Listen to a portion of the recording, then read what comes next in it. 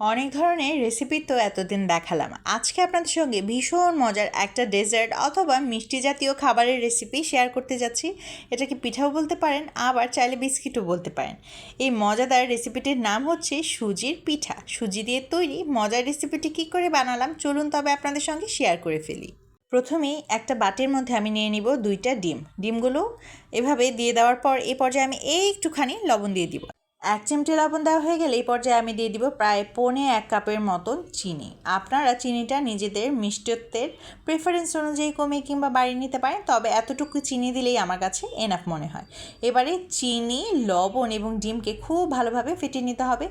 ততক্ষণ পর্যন্ত কিন্তু এটাকে বিট করে যেতে হবে যতক্ষণ না চিনিটা গুলে যায়। খুব ভালোভাবে গুলার পর কিন্তু দেখতে পারবেন চিনিটা এভাবে এরকম একটা কালার চলে আসবে। ডিম এবং চিনি ফাটানোর ফলে এরকম সুন্দর একটা ফোমি টেক্সচারও হয়ে যাবে আর কালারটাও চেঞ্জ হয়ে যাবে। যখন দেখবেন এরকম ফোমি হয়ে গিয়েছে এবং কোনো ধরনের চিনির লাম্পস দেখা যাচ্ছে না, তখনই বুঝতে হবে একবারে রেডি হয়ে গিয়েছে। এবারে আমি এখানে দিয়ে দিব প্রায় 1.5 কাপের মতন ময়দা আর দিয়ে দিলাম 1/2 কাপের মতন সুজি। এবারে সব কিছুকে হাতের সাহায্যে খুব ভালোভাবে মিশিয়ে নিতে হবে। চাইলে আপনারা স্প্যাচুলার সাহায্যেও মিশিয়ে নিতে পারেন, তবে হাতের সাহায্যে মেশালে দেখা যাবে এটা খুব ভালোভাবে মিশেও যাবে এবং খুব দ্রুত কাজটা হয়ে যাবে। খুব ভালোভাবে কিছুক্ষণ সময় নিয়ে এটাকে মিশিয়ে নিতে হবে এবং ভালোভাবে মেশানোর ফলেই কিন্তু এই মজাদার পিঠাটা এক্স্যাক্ট কনসিস্টেন্সিতে আসবে এবং পারফেক্ট হবে।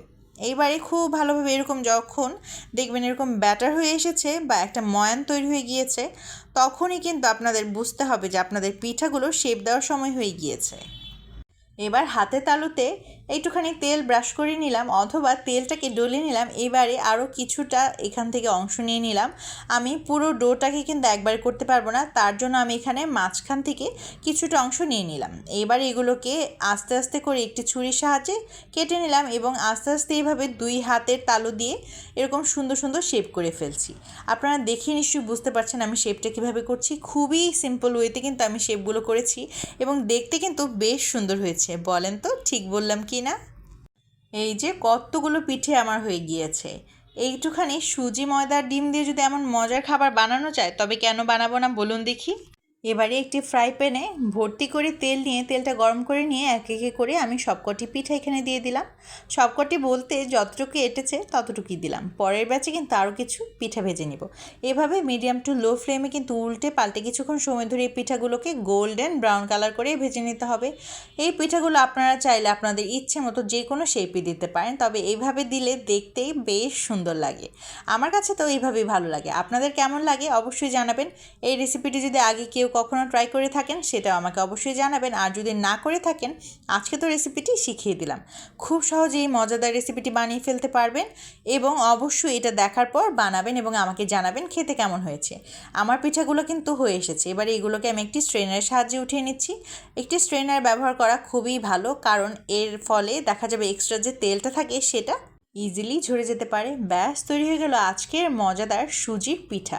এটাকে সুজির বিস্কিট বলেও হয়তো ভুল হবে না। কেমন লাগলো আজকের রেসিপিটি আমাকে কিন্তু কমেন্ট করে জানিয়ে যেতে একদমই ভুলবেন না।